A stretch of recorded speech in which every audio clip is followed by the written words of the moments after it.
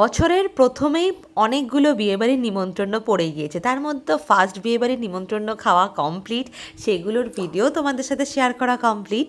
এবার কিন্তু আজকে চলে এসেছি বছরের দ্বিতীয় বিয়েবাড়ির নিমন্ত্রণ খেতে। তো ফার্স্টেই তোমাদেরকে ডেকোরেশনটা দেখিয়ে দিই।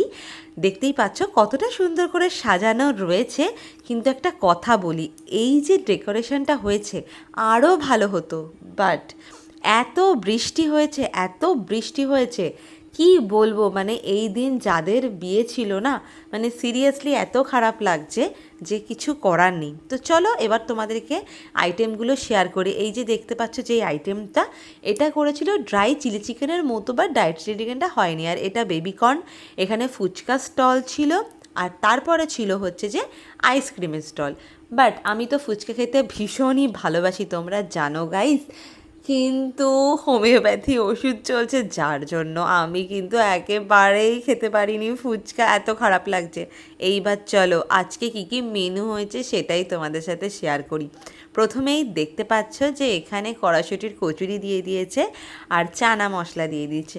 তো এটা তো খেতেই হবে, সবথেকে বড় কথা আমি কিন্তু এত কিছু একসাথে খেতে পারি না, বাট ভিডিও করার চক্করে মানে তোমাদের সাথে শেয়ার করব, সেই জন্য কত কিছু কিন্তু খেতে হচ্ছে। মানে জাস্ট আমি নিচ্ছি, হাফ আমি খাচ্ছি আর হাফ পাশের থালাতে ট্রান্সফার করে দিচ্ছি। নেক্সট আমাদেরকে দিয়ে দিয়েছিল ফিশ ফ্রাই, সেটাও তোমরা দেখলে, সাদা রাইস দিয়ে দিয়েছে, আর এখানে দিয়ে দিয়েছে কাতলা মাছের কালিয়া। তো সব মিলিয়ে ঠিক আছে ওভারঅল। দেখো বিয়েবাড়িতে না সব রান্নাই যে একদম পারফেক্ট হবে তেমনটা কিন্তু একেবারেই নয়, একটু তো এদিক ওদিক হবেই, মিলিয়ে মিশিয়ে খেতে হবে। তো আর নেক্সট দিয়ে দিয়েছিল বাসন্তী পোলাও। আমি তো বাসন্তী পোলাও পাওয়ার সাথে সাথেই কিন্তু খাওয়া শুরু করে দিয়েছি। আমার মনে হচ্ছে বাসন্তী পোলাওয়ের সাথে দিয়ে দেবে মাটন। তো চলো মাটনটা তোমাদের সাথে দেখাই। তবে এই মাটনটা আমার একটু শক্ত লেগেছে আর একটু গন্ধ গন্ধ লাগছিল। যাই হোক, ইটস ওকে, হতেই পারে। তো ওই জন্য আমি একটুখানি ছিঁড়ার চেষ্টা করছিলাম, তারপর আমি আমার পুরো মাটনটাই পাশের টেবিলে ট্রান্সফার করে দিয়েছি। আর আমাকে কিন্তু ওই জন্য, যেহেতু আমি মাটন খাইনি, সেই জন্য কিন্তু আমাকে দিয়ে দিয়েছিল চিকেন। তো সেই চিকেনটা বেশ ভালোই ছিল খেতে।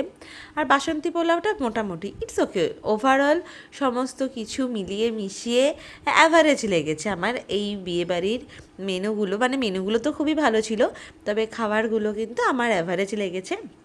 বাই দ্য ওয়ে, কোনো অসুবিধা নেই। আর তবে একটা জিনিস, এই যে চাটনি, এই চাটনিটা কিন্তু একদমই ইউনিক লেগেছে।